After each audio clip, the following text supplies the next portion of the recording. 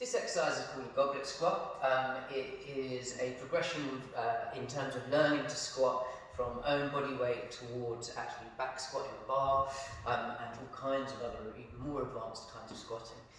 But it's really useful. So when we do own body weight squatting, we've got our basic shapes that we learn, our basic movements. We'll cover some of those coaching points. The goblet squat gets us to sort of externally load it with an object. I've got a couple here, I'm going to show you a couple, but it can be as simple as a bag of books. It's a good external load that's been improvised. So basic squat movements. What's important in the squat is we're going to keep our chest up and look up there. Hips are going to go back.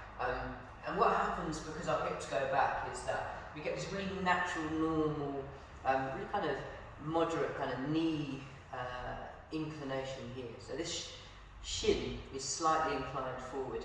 Because the chest is up and our hips are back, our weight is right through the middle of our thighs. And so what we're doing here really, if you like, what we're trying to avoid is knees forward, which will tuck your pelvis under, and it'll also put loads of stress around your knees. But with those hips actually travelling backwards as you go down, what happens is that your weight is really through your thighs. But what also happens is it sort of puts a bit of stretch tension through hamstrings and glutes, and you can really push through the floor and squeeze them. So in simple terms, what we're going to do is maintain the kind of neutral shape of the back. Yeah. So that as we go back, you can think a little bit about kind of lifting the back of the pelvis up a tiny bit.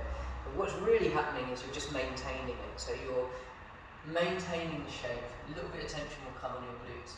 Your chest is up, and then you're going to push through the floor and drive the pelvis forward. So that's your squat. We could go much more technical, but let's leave it there.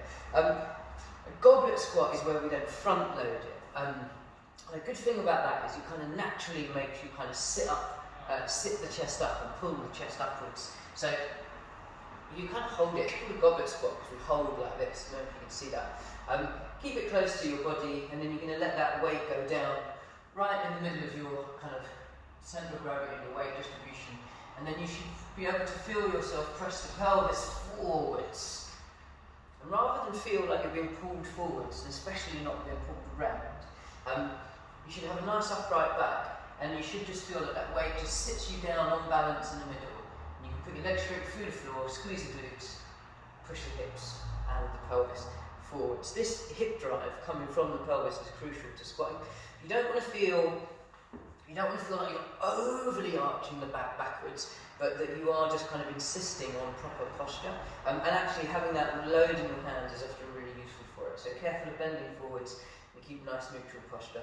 It can be done with kettlebells as well. I tend to tell people to kind of sit it down rather than hold it up, because that creates neck and shoulder tension, but rather just to sort of sit it down, let the hips go back, and then push and drive forwards. That's it. And at the bottom there, you'll feel it all through here. You should never feel that the weight is loading up on your lower back. It should always feel middle of thighs, and then pelvis is your driver. Okay, so that's it really, goblet squat. Yeah, it's a really, really nice first step into externally loading. You can get used to where you're supposed to feel the load and where the strength is meant to come from. So through the floor, driven by the pelvis, yeah? And in that position, you should just feel like there's a moderate amount of tension, as though the straps are actually on and not loose. But a moderate amount of tension is coming from here, where glutes and hamstrings are at the bottom. Yeah, there you go. Goblet squat. Thank you. Please do subscribe, like us and things like that. Hit the notifications button.